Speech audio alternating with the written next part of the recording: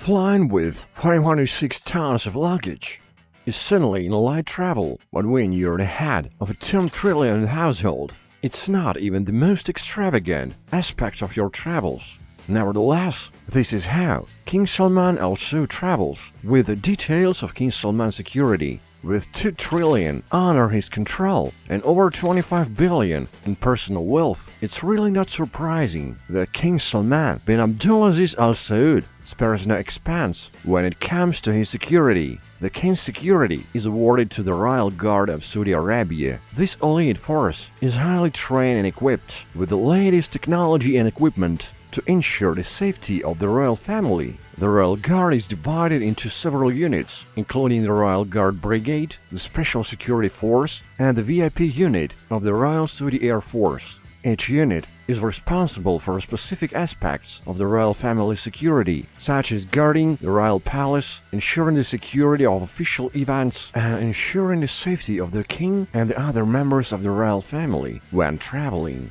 One of the main tasks of these special forces is to make sure where the king goes there are no funny things. This includes route planning, working with local forces, and ensuring that wherever the king sets foot is clean and secured. Usually, around 100 men travel 2 weeks in advance to ensure the hotel is properly prepared and secured. They then install metal detectors, X-ray bags, and thoroughly screen every hotel guest. If Salman didn't book the whole palace for some reason, these guys definitely do the heavy lifting. We can't ignore what literally heavy lifting actually does: a royal fleet of ultra-luxury private jets flying palace. The Flying Palace is a heavily modified Boeing 747-400, equipped with the top-notch defensive and offensive features, rich decorations, and an extremely luxurious setting. The floor model of this outstanding engineering genius costs around $400 million.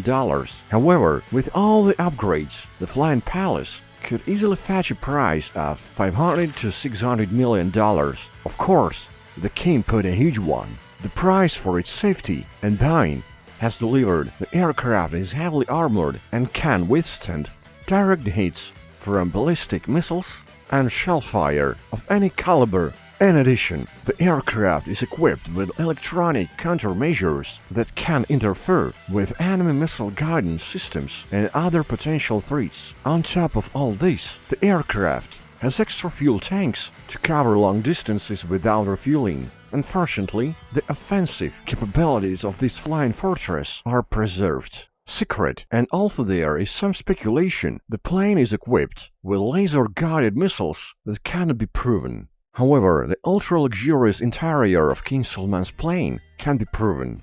At the time of serial production, the 747-400 can carry up to 660 passengers. However, this particular plane has only one purpose: to make the Saudi king feel as comfortable as possible. This Flying Palace has a fully gilded interior with plush leather seats, a conference room, a prayer room, and a hospital with state-of-the-art medical equipment. The plane also has a gym, cinema, and master bedroom with a king-size bed. Of course, this luxury comes at a price which the king is happy to pay. After all, traveling in such impeccable style is worth more than $25 million a year to maintain this masterpiece of aviation. Yes, King Salman definitely knows how to impress in flight when traveling on the ground. However, it goes even further with ground transportation. The king's ground transportation is even more impressive than his air travel. On the ground, Salman is usually surrounded by a fleet of ultra-luxurious and very expensive armored limousines and SUVs. At home, he prefers to travel in his ultra-luxurious Mercedes-Benz S600 S400 Pullman Guard. The floor model of this very luxurious limousine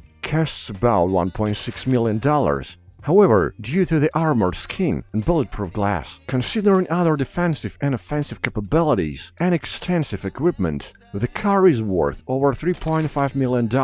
However, the Saudi king cannot limit himself to one car. Instead, he has at least 4 other ultra-luxurious and ultra-safe presidential class limousines. His Bentley State limousine is actually a custom-built version of the Bentley Arnage and has a longer wheelbase, luxurious interior, and advanced safety features. The market price of this car is approximately $250,000, although with all modifications, it is estimated to cost around $2 million. The King also uses a very luxurious Cadillac Escalade SUV. This car is also armored and is known to have a pretty nice interior, as well as extravagant amenities. This luxury car cost the King almost $500,000, of course. 3 very luxurious limousines are definitely not enough, so the Maybach 62 is another element of this extensive collection. Due to the possibility of personalization, King paid around £1 million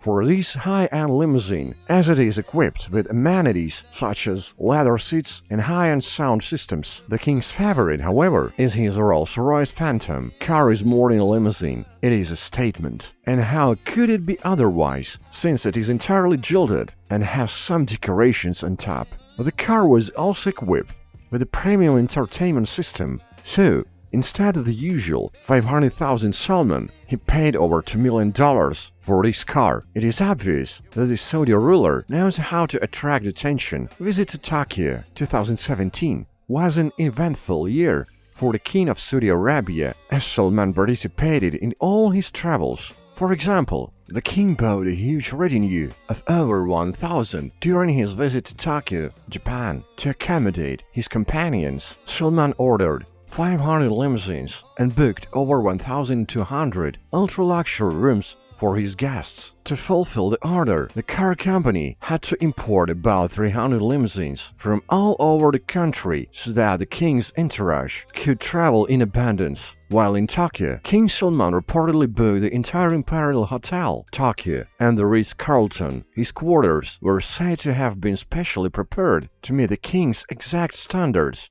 with customized furniture, artwork, and even a specially designed prayer room. Exact cost. This trip is unknown, but some estimates suggest that Salman spent over $5 million on this very extravagant and luxurious affair. However, a stay in France in 2018 was much more lavish and scandalous. Visit to France. In 2018, King Salman visited France twice, and both times caused some controversy. While in Paris, the King booked the entire Four-Seasons Hotel George V for his 2,200-strong entourage. Located in the heart of Paris' Golden Triangle, the hotel is famous for its lavish design, Michelin-starred restaurants, and world-class spas. It is also known as a celebrity favorite of the royal family and high officials, and is one of the most expensive hotels in the city. As a result of many requests from the King, the hotel had to take out all other bookings and make drastic changes to the interior to accommodate a high-end guest. They had to redecorate the King's room and make it completely gold.